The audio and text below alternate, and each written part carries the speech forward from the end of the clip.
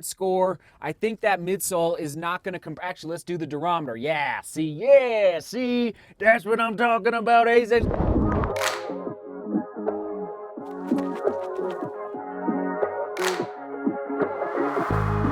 It's a bluebird sky kind of day. There it is, the ASICS Evo Ride 2 first impression vlog, not my 50-mile full review. I do believe we're gonna get this to 50 miles 100%.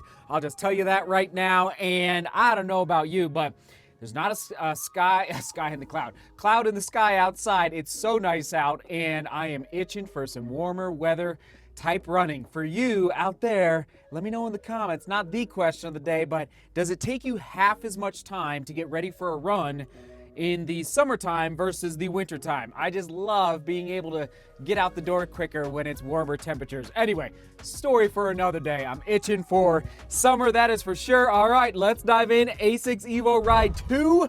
Who wore the ASICS Evo Ride original from 2019, from last year? Let me know in the comments. What did you think of it? And I'm just gonna say, I do believe they made a solid step in the right direction with the Evo Ride 2. Here we go, let's dive in. 5mm drop from heel to toe. We're looking at 28 in the heel, 23 in the forefoot for that 5 slope inside the shoe. Looking at that kind of medium to high stack height for that midsole. For women's size 8, men's size 9, there it is on your screen. And let's just confirm, again, I did just run in it about, 2 hours ago, so take that with a grain of salt. Coming in at 7.8 ounces in my size for that 7.5 out of 10 for the weight score. We're looking at an engineered mesh, okay? Nothing to write home about for the upper with respect to the mesh. It's not a crazy, over-engineered, not, I would say, high build quality compared to, let's say, oh my gosh, hold on one second. Compared to the Glide Ride 2, this is definitely not as high quality for the construction of the upper. And I'm gonna say, high breathability through the toe box. I could feel a nice little breeze through my toes out there on the run today. Stout keel counter. It's not a gusseted tongue. And for the lockdown, standard lockdown, nothing to write home about. No issues with the eyelet chain, but again, nothing to write home about. In fact, you're gonna see that as a common theme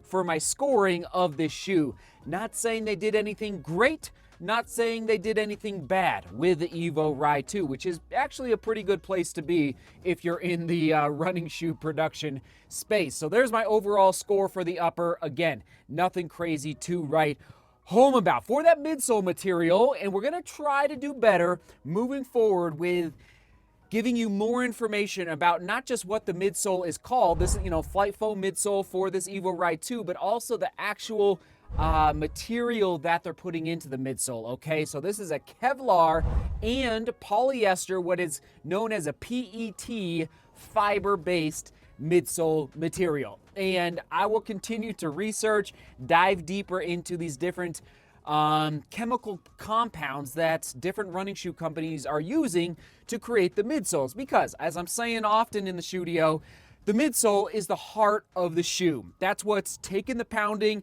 That's what's giving you the energy return. That's what's allowing you to compress all of your body weight onto your feet and still run at a good clip without, breaking bones and causing stress fractures in your feet. So the upper is important, the outsole is important, but at the end of the day, you're not able to run for 10 miles, 15 miles, 20 miles unless you have some sort of midsole material there under your feet. All right, moving on to the overall score. Did I already give the overall score for the midsole? 8 out of 10. And what I'm liking, and we'll talk about the positive for the shoe here in a second, but it's not too much stack height through that midsole. Again, we'll come back to that in a minute. On to the outsole, AHAR Plus. You guys are getting used to that by now. So same with the Glide Ride 2. This is AHAR is the ASICS High Abrasion rubber, okay? Actually very similar amount of rubber there between the Glide Ride 2 and the Evo Ride 2, okay? And I think they're nailing it. It's not too much, but just enough. It's not completely covered anywhere. Oh, I love it. Great job, ASICS, especially under that forefoot there. So for the outsole, 8 out of 10. For the fit, nothing to write home about. 7.5 out of 10. I guess it had the potential to go higher, maybe just a smidge, a hint. This hasn't happened in a while of material in the toe box just scrunching up a teeny tiny bit at the end of the eyelet chain. So I'm talking about like right there, just a little bit. Nothing crazy, nothing that's breaking my heart. That hasn't happened in a while in, I can't even remember the last shoe where that happened. For the comfort, again, nothing crazy. I had to go average, 7.5 out of 10. Not a plush upper, although I gotta say, it's nice. It's nice. It's not crazy plush, but it's solid. Nice heel pocket, just keeping you in that shoe. Nice. Oh, it's nice. Good job, ASICS, with that upper overall. For my positive and my drawback, actually, I'll just start with the drawback. I had a tough time coming up with one. That's a good sign. If I had to pick anything, I guess it'd be just a little bit of scrunching, maybe just a little too much material through the toe box for the size, for the volume of my foot, okay? And for the positive, it's a combination of that midsole. It's bouncy, but not much, and snappy, meaning it felt out there, and by the way, I took it out for 10 miles today.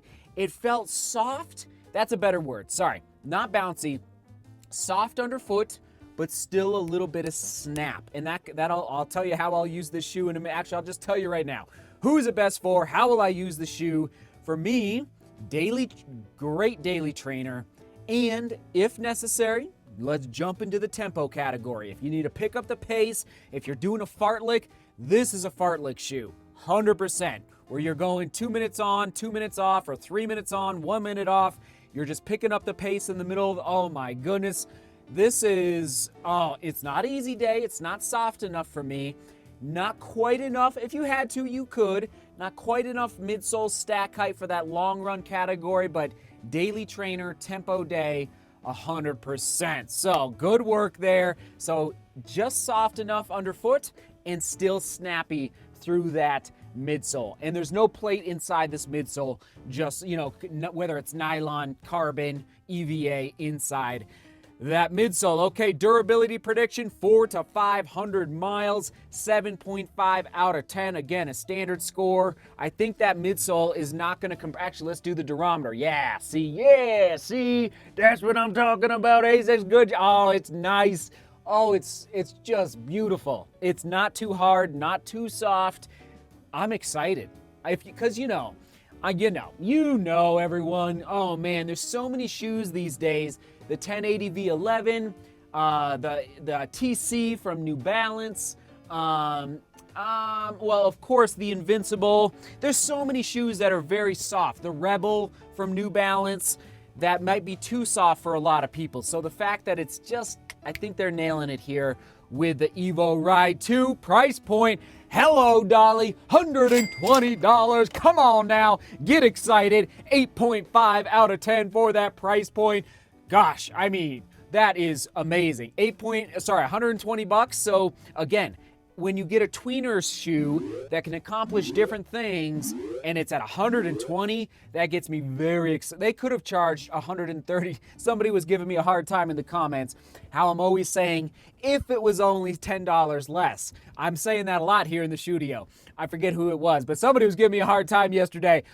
In this case, and this doesn't happen too often, I think they could actually charge $10 in the other direction. I think they could do $129 and people would absolutely pay it.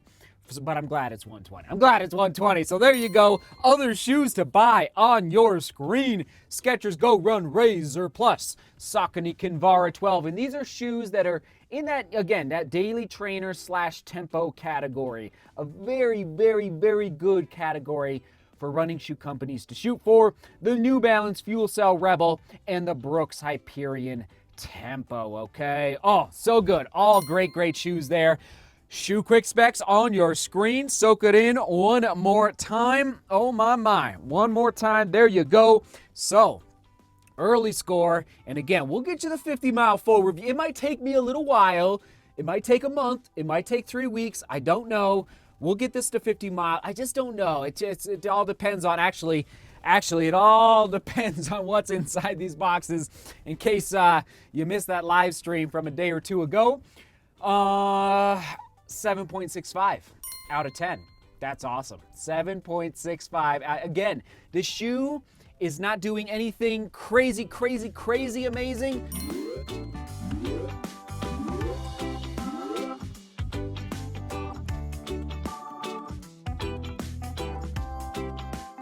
But it's not doing anything bad at all, okay? So that's a good spot to be for a new shoe. All right, there you go. Question of the day, what's your next race?